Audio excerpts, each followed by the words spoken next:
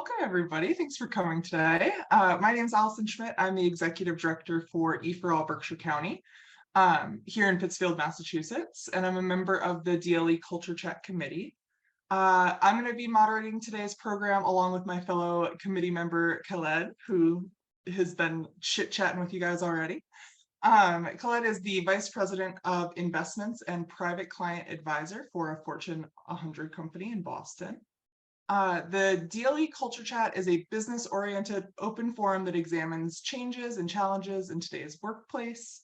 In just 60 minutes, we aim to engage multiple perspectives through a moderated format that promotes respectful conversation about vital topics with actionable takeaways. Our goal is to help you grow what you know and who you know in a welcoming professional environment. This sustained sponsorship of Dulye & Co. Workplace Consultancy enables Culture Chat programs to be free, so that's very exciting. We have an impressive blend of DLE members and newcomers. We were just saying before we got on that there's quite a few names that we don't know, so that's very exciting. Many of you have provided questions in advance, so thank you for that. We're going to take the first 15 seconds. If everybody can type in their name, company, title, and location in the chat, just so we can kind of start getting to know each other.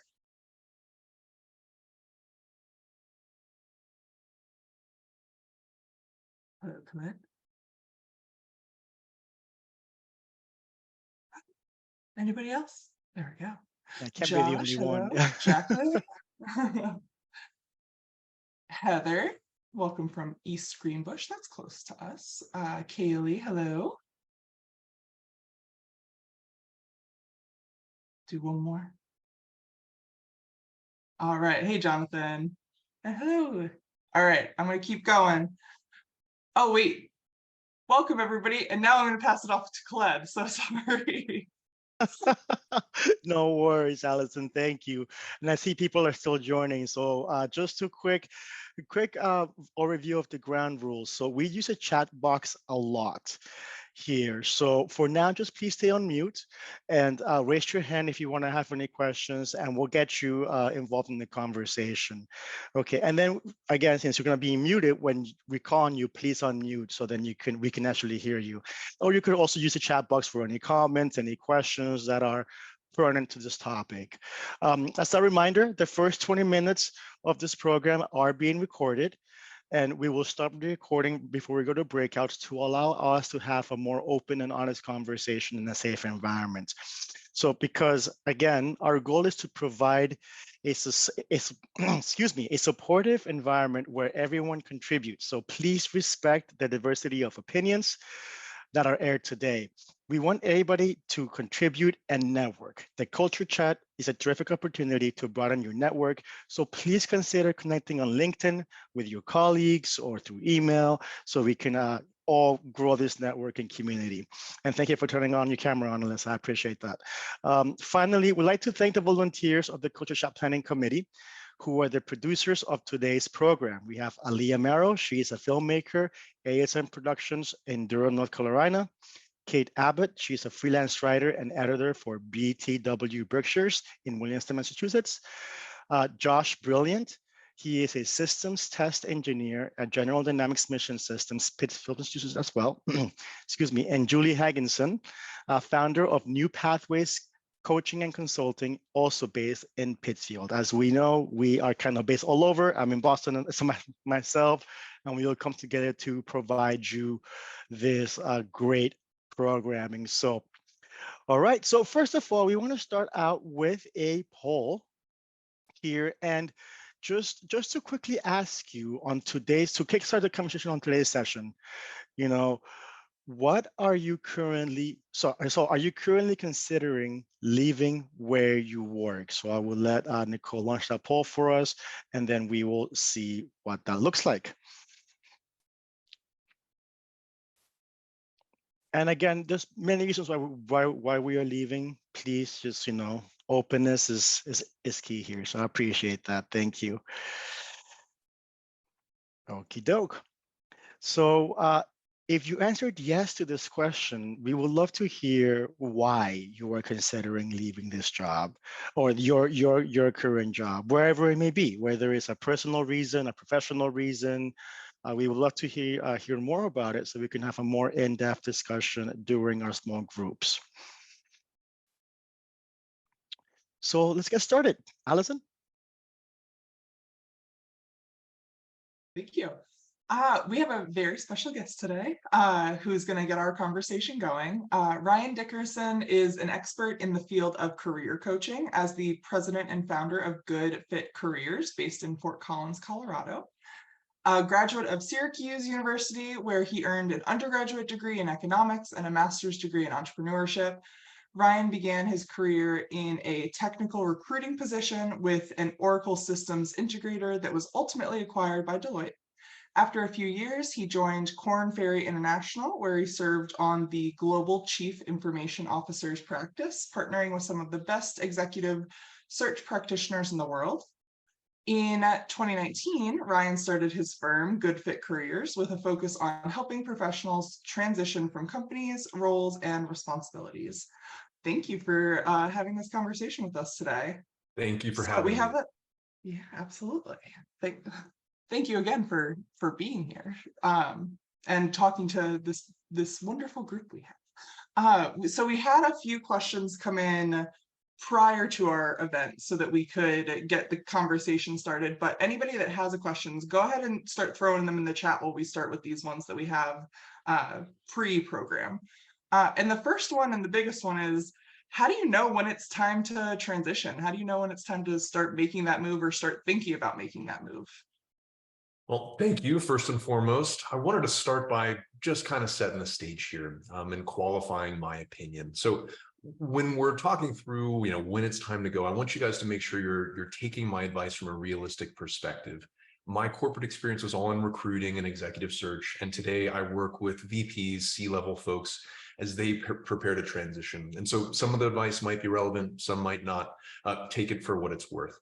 The generic advice that I tend to see when it comes down to, is it time to go, is something along the lines of, are you aligned with the company's values and mission? Do you see a path for growth? And realistically, the people that I tend to work with, it's a much more, human-centric decision, right? When we're thinking about, is it time to go? I've come to find that most of the time, people around you are the ones who see it before you do. And perhaps you've seen this before. You've got the toxic peer, you've got the sour grape, person at the lunch table there with you.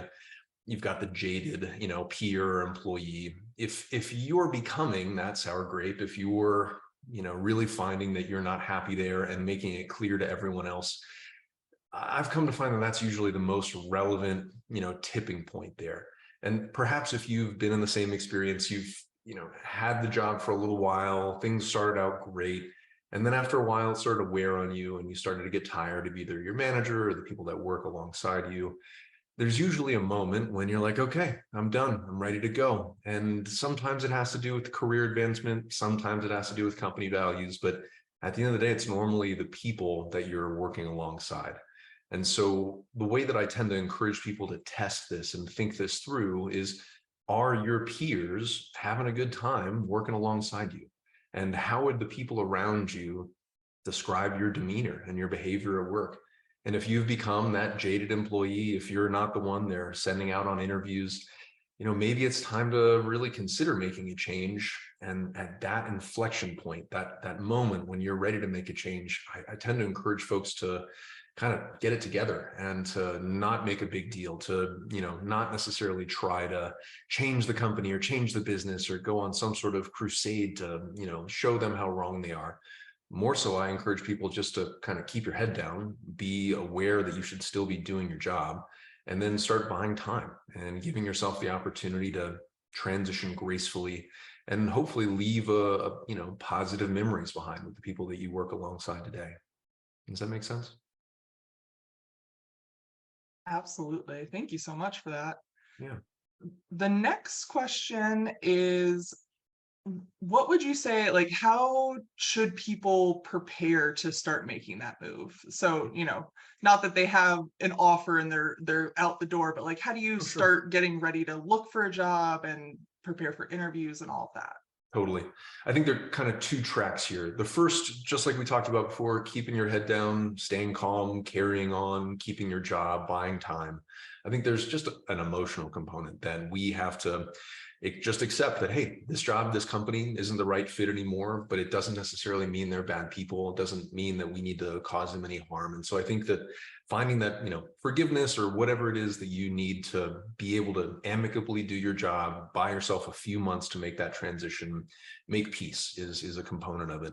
I think the other is just doing your homework, right? And when we transition out of companies, if we have the opportunity to make that choice ourselves and we're not removed from the company, I think it's generally a good idea to keep some basic tabs on what you've been doing, keep some notes. I like to think through this as essentially building your foundation of how you would communicate your experience. And so for most people, you'll work at a company that is recognized, perhaps a brand that people know. If you don't work for a company that is a relatively large one, or you're in a bit of a niche, it tends to make sense to just keep a little bit of documentation on what the company actually does, the core clientele the company serves, and roughly how big the business is when you work there. And that context can make it easy to describe where you work without having the other person know exactly what that business is. From there, I think it's important to, continue to build on that foundation. Imagine we're building a structure, we're building a house here. The foundational layer is going to be the industry and the company, baseline size of the operation, baseline function, right? Just get us in the right ballpark.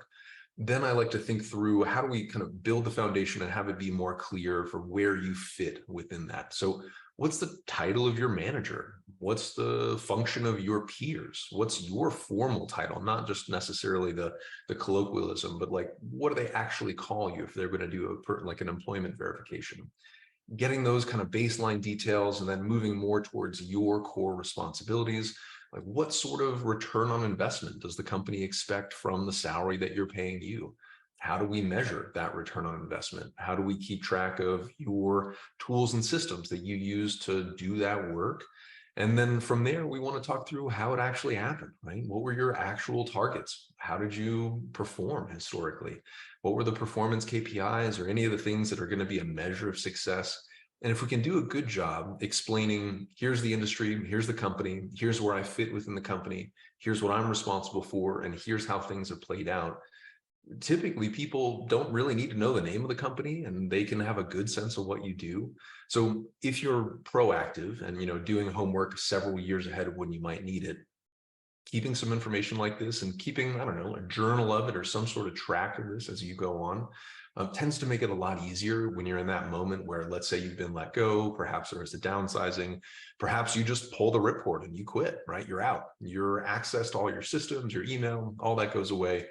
And normally it's pretty, rough kind of moment in one's life. And so if you've got all this ready to go, it'll make it easier for you to recall that information and put it into a resume or a LinkedIn profile or whatever sort of positioning you want to put together. But doing your homework and getting everything together tends to be really helpful if you're getting prepared for the search. Awesome. Thank you so much. Yeah. Claude, you got your question answered, so you feel good. Okay, cool. So our next question, we would be remiss to not bring it up because it's a hot topic in every sector, not just the workforce. But how would you advise on using like AI in your job search? Or is there anything that we could use that for? Absolutely. I think there's a whole range of things to think about here.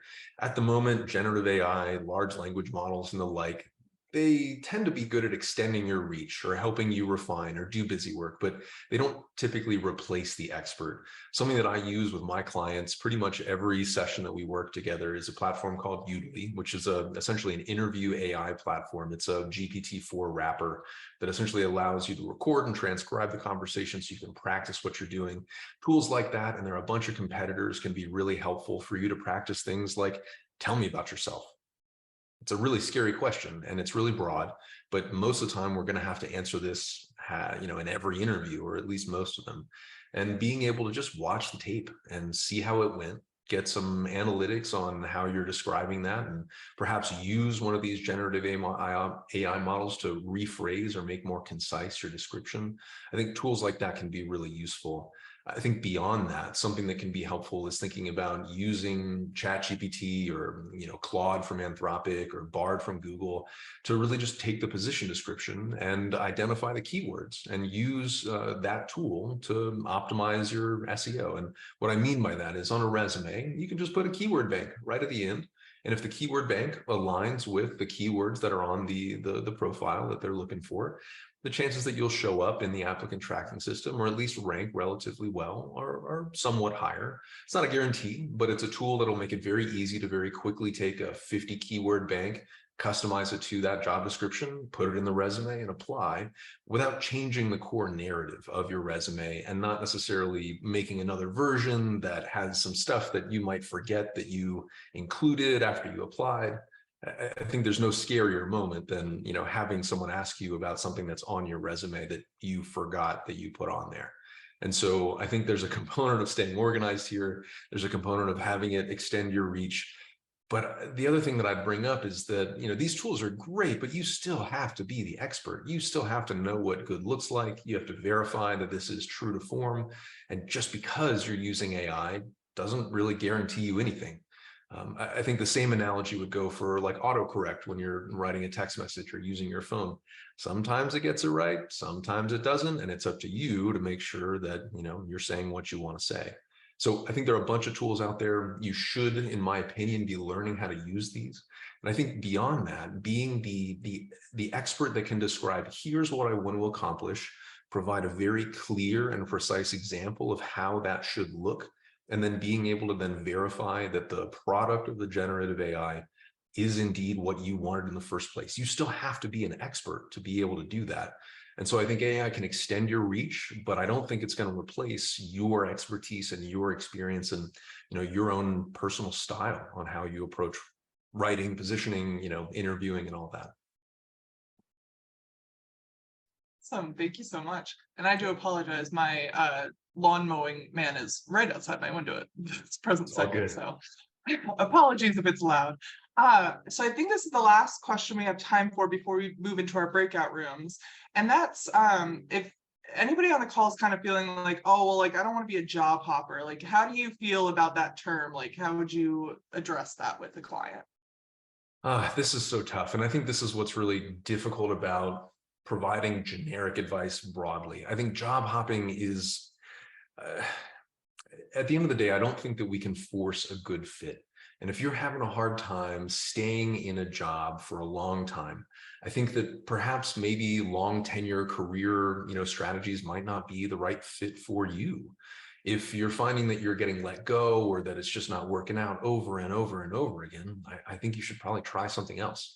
I think in a broader sense, the stigma of having a bunch of different jobs, I think this one's really tough. I mean, I think about some of my clients who have been military spouses, right? And let's just say that your partner is an F-16 fighter pilot and you're going around the world to wherever they're stationed, and you've had to have, you've got to find different jobs in every place. You could be in Europe, or you can be in Asia, you could be in South America, or wherever, but you still have to find a job. And that is so much more difficult than just staying in the same place and staying in the same company. But those people who have the grit and tenacity to go find those new jobs in Korea or in Germany or wherever, right? I mean, that's a totally different experience. And I don't think that necessarily that should be a detriment to your career. I think circumstances can be really challenging. And in my experience at executive search, and even today in coaching, what really matters is our ability to provide the return on investment that a company is looking for in hiring you. And I think at the end of the day, sure, there's bias, right? People are going to look through the resume and say, hey, you've had 7 jobs in 7 years. What's going on? But at the end of the day, if we can clearly describe and help them draw their own conclusion that we can solve the very expensive problem that they have, then it really won't be that big of an issue.